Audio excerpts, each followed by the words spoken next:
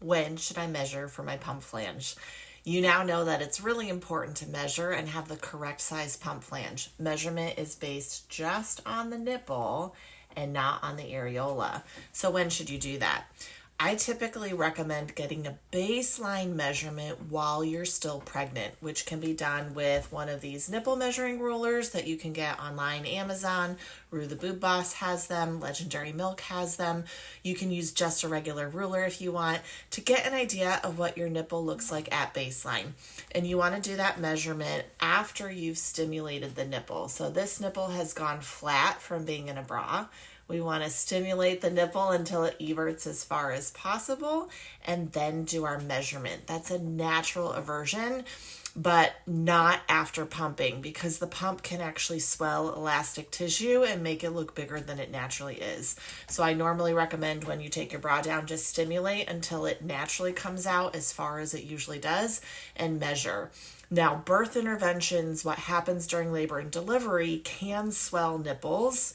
A shallow latch, a baby with a tongue tie, can make a nipple swell and be more swollen for a few days or even weeks after delivery. So the pump flange that you might need in those first week or two could be a little bit bigger because of a swollen nipple than what you actually need long term. So that's why we do the pre-birth measurement, to give us an idea of what your nipple size should be once that swelling goes down. My usual recommendation is for the first 3 to 4 days, use your hands for hand expression instead of a breast pump. Hands are much more effective at moving colostrum that uses that compression to squeeze out that thick milk than just the suction of a pump. And if pumping is needed in the first week, make sure that you're accounting for swelling. So the size that you might need for the first week or two might be a little bigger if you're really swollen than what you eventually need once that swelling goes down. So be ready to adjust, just like a bra.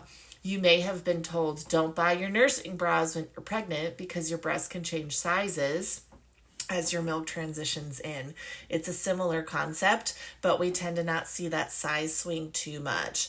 So you might need a little bit bigger for a couple days and then going down into what will be your normal size for the rest of your breastfeeding pumping journey as that swelling subsides. So that's how I normally recommend when to measure. Measure before just to know what size you are. Know that you might need a little bigger or need to use hand expression for that first week or two if there's a lot of swelling.